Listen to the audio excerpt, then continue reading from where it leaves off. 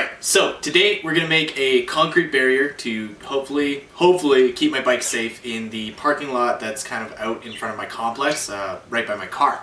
The idea is that I'm going to take a bucket and fill it hopefully to the brim with concrete, 2 bags of concrete, 120 pounds, and in that concrete there will be 3/8 chain, 3/8 steel chain that is hopefully a big enough pain in the ass to cut that they're just not going to bother with it. So I can pull my bike up to it, lock it up to it, and leave it without having to worry about someone coming along and rolling my bike away. So let's go check out what I have out there. Okay, so here is most of the supplies. We've got the 2 bags of concrete. I've got a couple of buckets. And inside okay, so I've got my neighbor coming out to help me. Hopefully the wind isn't too bad for it. So I've got a bucket of water, I've got a mixing bucket, I've got my form bucket. I've also got my concrete, little mixing spoon, and lovely form release. Also got chains and other things off screen. But first thing, I guess, we need to start with this.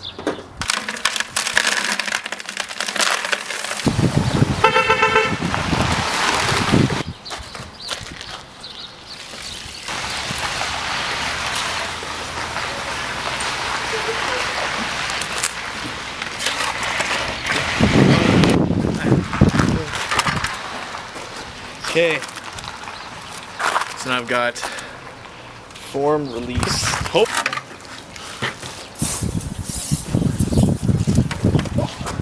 Okay. So it was at this point I realized, after the fact, of course, that the audio cut out. So we're gonna do the rest like this. Now we're gonna put the chains in. We're gonna put them in before all the concrete. That way the chains are at a good level for the concrete. You're going to see a lot of belly aching of trying to get these sticks to stay in place. It's easier just to cut a little groove for the stick to rest in, so that when it doesn't get like pushed around or pulled around or anything like that. Then once the chain's in, you're just going to fill up the rest of the concrete all the way up to the brim, or as close to the brim as you feel comfortable, I guess. Comfortable getting it to. Remember, the closer to the top, the heavier it's going to be. And then you're going to want to vibrate it, pound it, beat it, whatever you need to do to get all the little air bubbles out, so you can get it as compact as possible without any air pockets in it. It'll make it stronger and heavier, more dense. So I tried to put this orange stick in there so I could have like a marker on it or something, but you'll see what happened to it eventually.